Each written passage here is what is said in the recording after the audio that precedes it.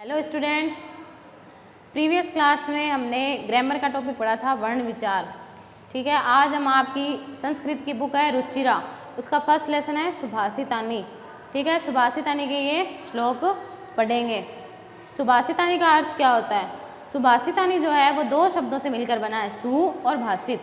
सु का अर्थ होता है सुंदर या फिर मधुर, और भाषित का अर्थ होता है वचन या कहा गया वचन।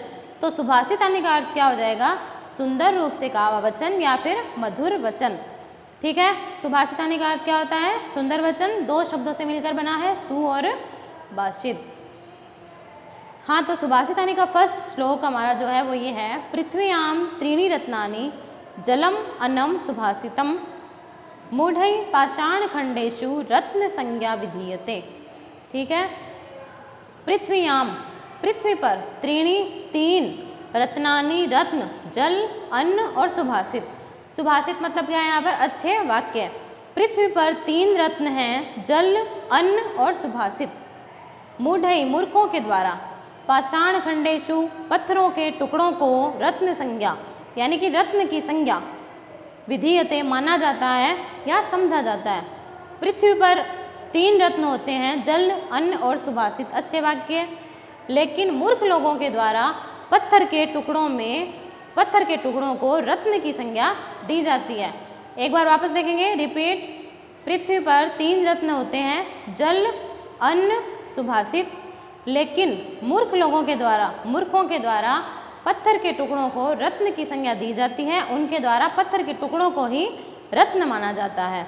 ठीक है, सेकंड हमारा जो श्लोक है वो है, सत्येन धार्यते पृथ्वी सत्येन तपते रवि है सत्येन वाति वायुश्च सर्वम सत्ये प्रतिष्ठितम।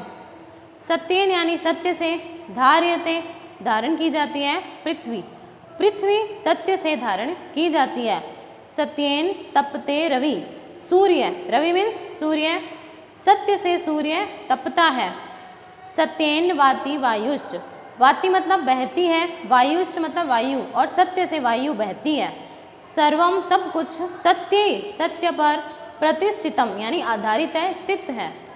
एक बार वापस देखें इसका, सत्येन धार्यते पृथ्वी, सत्य से पृथ्वी धारण की जाती है। सत्येन तपते रवि, सत्य से रवि तपता है। सत्येन वाति वायुश्च, सत्य से वायु बहती है। सर्वम सत्ये प्रतिष्ठितम यानी कि सब कुछ सत्य पर आधारित है, सब कुछ सत्य पर स्थित है। ठीक है, थर्ड श्लोक है हमारा, दान्ये तपसि शौर्ये च विज्ञाने विनये नये विस्मयो न ही कर्तव्यो बहुरत्ना वसुंधरा। ठीक है, दान्य मतलब दान से, तपसि मतलब तप से, शौर्य यानी शौर्य में, च मतलब होता है और, विज्ञाने विज्ञान में, विनय विनम्रता से, नए मतलब नीति से, अलग अलग जो नीतियाँ होती है वो। दान से, तप से, शौर्य यानी वीरता से, विज्ञान से, विनम्रता से और नीति से।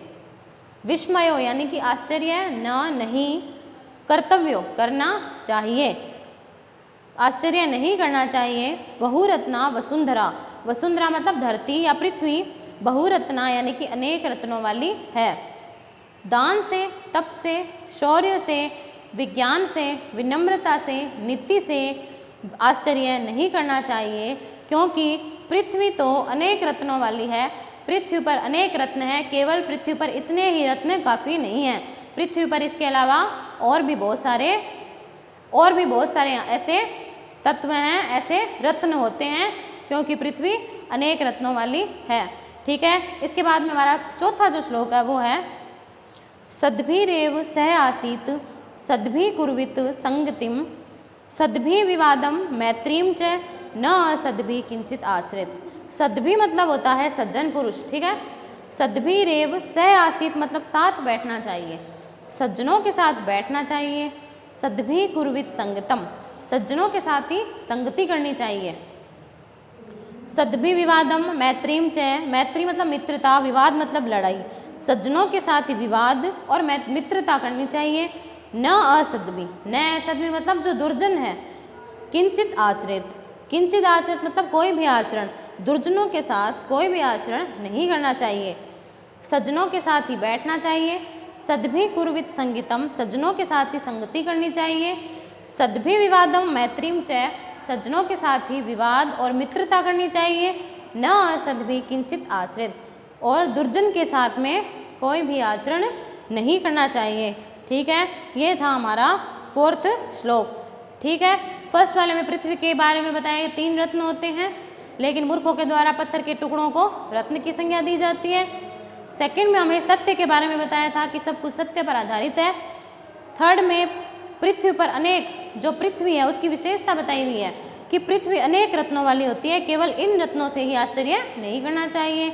और जो 4th है उसमें सज्जन और दुर्जन के बारे में बताया कि सज्जनों के साथ ही रहना चाहिए, सज्जनों के साथ ही विवाद करना चाहिए, सज्जनों के साथ ही मित्रता करनी चाहिए, और दुर्जनों के साथ में कुछ भी नहीं करना चाहिए। सज्जन के साथ हम कोई भी व्यवहार कर सकते हैं। ठीक है, इसके आगे हम 5th श्लोक देखेंगे। इसके बाद में आपका 5th श्लोक, धन धान्य प्रयोगेषु विद्याया संग्रहेषु च आहारे व्यवहारे च त्यक्त लज्जा सुखी भवेत्। ठीक है, धन धान्य प्रयोगेषु मतलब धन धान्य के प्रयोग में, विद्याया संग्रहेषु विद्या को ग्रहण करने में, च मतलब और, आहारे यानी कि भोजन में, व्यवहारे मतलब व्यवहार में, च और, त्यक्त लज्जा सुखी भवेत् यानी कि लज्जा को त्यागने वाला सुखी भवेत् होता है। धन धान्य के प्रयोग में, विद्या का संग्रह करने में, और भोजन में और व्यवहार में जो लज्जा को त्याग देता है वह मनुष्य सुखी रहता है।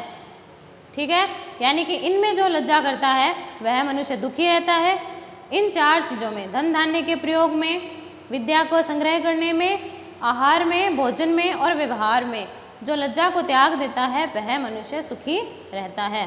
ठीक है, इसके बाद में आपका 6th श्लोक है, क्षमा वशीकृति लोके क्षमया किम न साध्यते शांति खड्गे करे यस्य किम करिष्यति दुर्जन। क्षमा वशीकृति लोके यानी कि संसार में सबसे बड़ा वशीकरण है क्या? क्षमा। क्षमा संसार का सबसे बड़ा वशीकरण है। वशीकरण मतलब किसी को वश में किया जा सकता है।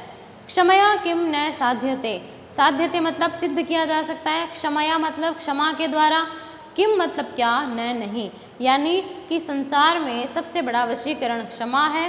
क्षमा के द्वारा क्या सिद्ध नहीं किया जा सकता, अर्थात क्षमा के द्वारा सब कुछ सिद्ध किया जा सकता है। शांति खड्गे, खड्ग मीन्स होता है तलवार, शांति खड्गे मतलब होता है शांति रूपी तलवार।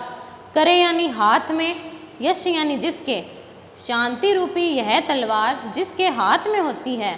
कौन, किसको कहा यहाँ शांति रूपी एक तलवार जो है? क्षमा को, यानी कि ये क्षमा जो शांति रूपी तलवार है ये जिसके हाथ में होती है। किम करिष्यति दुर्जन, उसका दुर्जन क्या कर सकता है, उसका दुर्जन क्या बिगाड़ सकता है, अर्थात उसका दुर्जन कुछ भी नहीं कर सकते। संसार में क्षमा सबसे बड़ा वशीकरण है। क्षमया किम न साध्यते, क्षमा के द्वारा क्या सिद्ध नहीं किया जा सकता, अर्थात क्षमा के द्वारा सब कुछ सिद्ध किया जा सकता है। यह शांति रूपी तलवार जिसके हाथ में होती है, किम करिष्यति दुर्जन, दुर्जन उसका क्या बिगाड़ सकता है, अथवा अर्थात दुर्जन उसका कुछ भी नहीं बिगाड़ सकते। ठीक है, 5th श्लोक में मैं क्या कहा था कि कौन सा मनुष्य सुखी रहता है, यानी कि धन धान्य के प्रयोग में, विद्या का संग्रह करने में और आहार में, व्यवहार में जो लज्जा को त्याग देता है वह सुखी रहता है। इसमें हमने ये देखा कि क्षमा है वो सबसे बड़ा, संसार में क्षमा को सबसे बड़ा वशीकरण बताया हुआ है। ठीक है, इस लेसन के वर्ड मीनिंग आपको अपनी नोटबुक में, पेयर नोटबुक में करने हैं और करके आप लोगों को ये आपको वर्क सेंड करना है। Thank you, have a nice day.